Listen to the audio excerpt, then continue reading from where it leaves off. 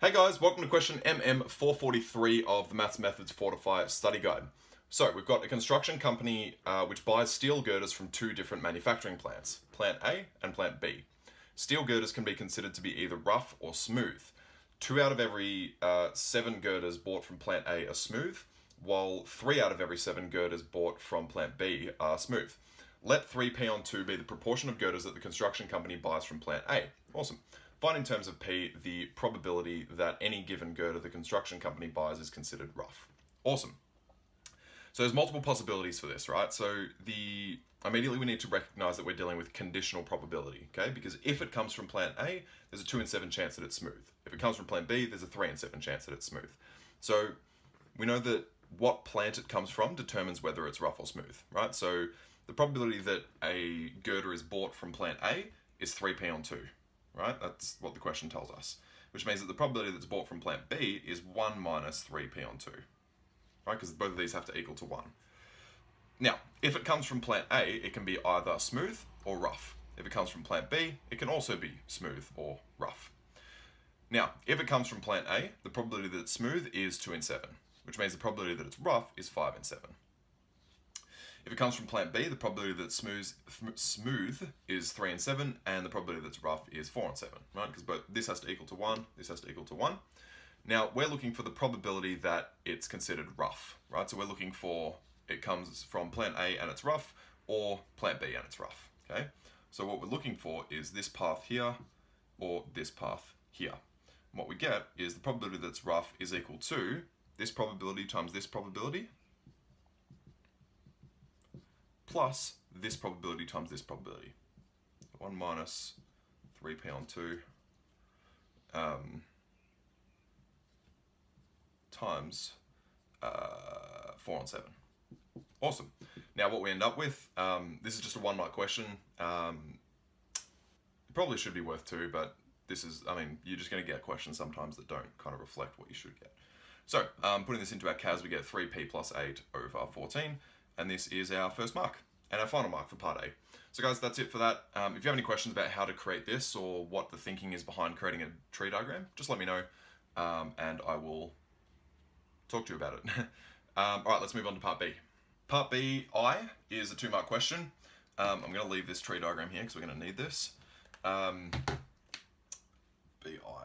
is 2 marks. And it says, a girder is selected at random from the company's warehouse and it is found to be rough. What is the probability in terms of P that this girder was manufactured at Plant A? Awesome. So what we're looking for is the probability that it was manufactured at Plant A. So the probability that it's at A, given that it was found to be rough, right? So given that it's rough. Now, according to our given formula, this is the same as the probability of A intersect R over the probability that it's rough. Now, the probability of A intersect R is our path with A and R, right? So to find this probability, we get these two multiplied by each other, which means we get 3p on 2 multiplied by 5 on 7. And then the probability that it's rough, we actually found in part A, which was 3p plus 8 on 14. Awesome.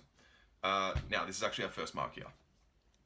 Our second mark comes from actually evaluating all this. So if we then evaluate that, what we get is equal to 15p over 3p plus 8.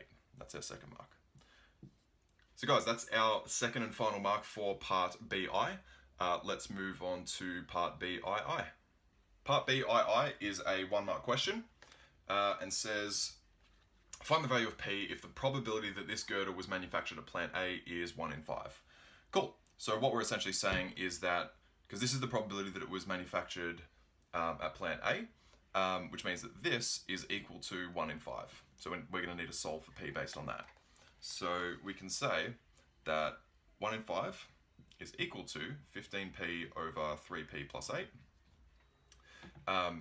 Rearranging this, we get 3p plus 8 over 5 equals 15p, which means we get 3p plus 8 equals 75p. And then rearranging all this, we get P is equal to 1 over 9. That's our first and only mark for that question, guys. And that's it. So if you have any questions about that, let me know. But let's move on to part C. Part C now starts talking about the weight of a smooth girder. So I'm just going to rub all this out. Don't need that anymore, I don't believe. So part C is a 2-mark question. It says the weight of a smooth girder is a random variable x kilograms, which is normally distributed with mean mu, we don't know what that is, and standard deviation 4. Find the value of mu if 20% of the smooth girders are heavier than 108 kilograms, correct to 1 decimal place. Cool. So we know that this is normally distributed, so we can draw a little normal distribution curve, something like this. We don't know what our mean is, we just know that it's mu. We know that our standard deviation is 4, and we know that 20% of the smooth girders are heavier than 108. So 20% of our probability is this area here, and this is 108 there. Awesome. Now, in order to find our mean, we're going to need to use our formula, which is z equals x minus mu over standard deviation. We don't know what our mu is, so we're going to have to find that. We know that our standard deviation is 4, and we know that our x value is 108, which means we need to find our z value at this point. Now, z is how many standard deviations away from the mean we are. And the way that we find that is by using our inverse normal. Okay, so we know what our probability is, but we don't know what our value is, which means our z value, which means we can use inverse normal. So we're going to go into our calculator, our menu 553, I think, or 552. You'll find it there. So it asks for 3 things: area, mu, and sigma. So mean and standard deviation. Now, area is our area to the left of the point that we're dealing with. Okay, always to the left. So we know that 20% is greater, which means that 80% is going to be less than that. So our area is 0.8. We're looking for our z value, which has a a mean of 0 and a standard deviation of 1. So that's how we're going to find our z value.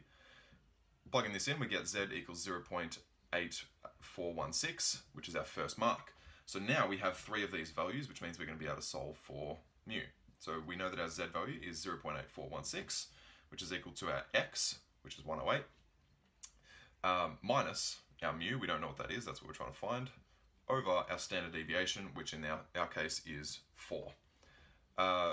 Rearranging all this, we get mu equals 104.6 kilograms, and that is correct to 1 decimal place, which is what the question's asking for, which means that this is our second and final mark for part C, guys. If you have any questions about it, let me know, but let's move on to part D. Part D is also a 2-mark question, and says find the probability that a smooth girder is heavier than 99 kilograms, given that it is heavier than 97 kilograms. So there isn't too much room for misinterpretation here. It pretty much tells us exactly what we need to do. Find the probability that it's heavier than 99, so x is greater than 99, given that it's heavier than 97. Now, according to our given formula, we know that this given this is equal to that intersect that, so x is greater than 99 intersect x is greater than 97 over probability that x is greater than 97. Now the intersect between greater than 99 and greater than 97 is simply greater than 99, right? So we get probability x is greater than 99 over the probability that x is greater than 97. Greater than 97. And we just need to figure out what these probabilities are, okay? So we're dealing with normal distribution, as the question's telling us, which means that we need to use our normal CDF in our CAS, okay? So normal CDF is going to ask us for lower, upper, mu, and standard deviation. Now, for our first one, we're just going to say that this is our first one. Our lower is 99. Our upper, we don't have an upper bound, which means that our upper is going to be infinity. Our mu is mu, which we found in the previous part to be 104.6. Standard deviation is 4. Now, plugging this into our CAS, we would get the probability that x is greater than 99 is equal to 0.9192. That's all good. And now we need to find our greater than 97. Now, all of this is going to be the same for this, except we're going to change this to a 97. And in our CAS, that's going to give us probability greater than 97 equals 0.9713. This is our first mark. And then our second mark comes from actually plugging all this in. So coming back to our working, greater than 99, 0.9192 over 0.9713, which are these two here, we get 0.9464, which is our second and final mark for this question. Guys, if you have any questions, let me know, but let's move on to part E. So guys, part E is a 2-mark question again. I'm actually going to get rid of all of this because we don't need it anymore. Because this question says, or gives us a new function. The weight of a rough girder, so we've moved on from smooth, we're now talking about rough, is a continuous random variable y kilograms given by the probability density function f of y equals 1 over y log e of 21 on 19 from a to 105 and then 0 elsewhere. Part E says, show that the value of a is 95. Cool. So as always, guys, we know that the area under this graph must equal 1. The total area must equal 1 because it's a probability function, which means that our area, which is the integral from a to 105 of this, is equal to 1.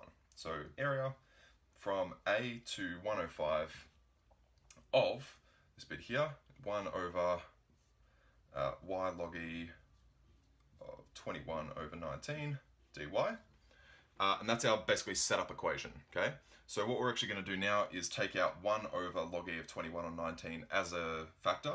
So we get 1 equals 1 over log e of 21 on 19 from a to 105 of 1 over y dy. Awesome. Sweet. So what that means is we're actually going to multiply both sides by log e of 21 on 19 just to get rid of that. So we get log e of 21 on 19 equals our integral. So the integral of 1 on y is log e of y from a to 105. Awesome. So now we can just sub all this in. Actually, this here is our first mark. Now, subbing this in, we get log e of 105 minus log e of a. And that's equal to log e of 21 on 19. Sweet. Now, because we've got the same base and the same number at the front of these logs, when we're minusing them, we can actually divide what's inside them. So that's one of our log laws. So we get log e of 105 over a, which is log e of 21 on 19. Now, because we've got log e of on both sides, we can actually essentially cancel these logs, which means that 21 on 19 is equal to 105 over a. And rearranging this, we get a is equal to 95 as required. So this is our second and final mark for part E, guys. Let's move on to part F. Part F is also a 2-mark question. And it says, what is the median weight of a rough girder? Give your answer correct to 2 decimal places. Cool, so I'm just going to rub out, you can rub out all this. And this A bit here. So we found A to be 95, so we can put that 95 there. Part F. And we need to find our median. So, as always, guys, the median is the point that has 0.5 of the data on each side, okay? So from 95 to our median is 0.5 of the data, and then our median to 105 is 0.5 of the data as well, okay? So that means that 0.5 is equal to, from our lower bound, so 95, to our median, which is m, of our function, 1 over y log e of 21 on 19 dy. Awesome. Now, we're just going to treat this as we did in the previous part. We're going to take that out as a common factor, as just a constant. So we get 1 over log e of 21 on 19 multiplied by the integral from 95 to m of 1 over y dy. Awesome. Now, we've got 0.5 there. So what we get here is we can multiply both sides by log e of 21 on 19, which means we have log e of 21 on 19 over 2, right, because this is the same as 1/2, equals the integral of 1 on y, which is log e of y from 95 to m. Awesome. Now, that's pretty much our first mark here. Subbing all this in, we get log e of m minus log e of 95. And there's multiple ways to kind of do this, but pretty much what I would do is say that to just get log e of m on one side, so log e of m is equal to log e of 21 on 19 over 2 plus log e of 95. This is equal to 4.6039. And then to get m by itself, we can do e to the power of 4.6039 is equal to m. So m equals e to the 4.6039, which equals 99.87 kilograms. So guys, that is our second and final mark for part F. That is how you find the median in a continuous density function. If you have any questions, let me know, but for now, let's move on to part G. Part G, again, is a 2-mark question and says, let's get rid of that, and says, find the probability that y is less than or equal to 103, given that y is greater than or equal to 99. Correct to 4 decimal places. Now, according to our given formula, this is the same as probability that y is less than 103 intersect y is greater than or equal to 99 over the probability that y is greater than or equal to 99. Awesome. Now, to find the intersect between less than 103 and greater than 99, that means that we're looking for between 99 and 103, right? So the probability between 99 and 103 over the probability that that y is greater than or equal to 99. Awesome. Now, what we're looking for are these probabilities. So how do we find those probabilities? Using the area under the graph, right? So the area between 99 and 103, which is the integral from 99 to 103 of 1 over y log e of 21 on 19 dy, over the probability that y is greater than or equal to 99, which is from 99 to 105, because 105 is our upper bound, of 1 over y log e of 21 on 19 dy. There's our first mark, setting all that up. Putting this into our CAS, this top part is equal to 0.3958. This bottom part is equal to 0.5879, which means this whole thing is equal to 0.6732. That is correct to 4 decimal places, which is what the question asks for. This is our second and final mark for part G, guys. And that actually wraps up MM443. So guys, if you have any questions, as always, please let me know in the comments below. But otherwise, thank you very much for watching, and I'll see you in the next video.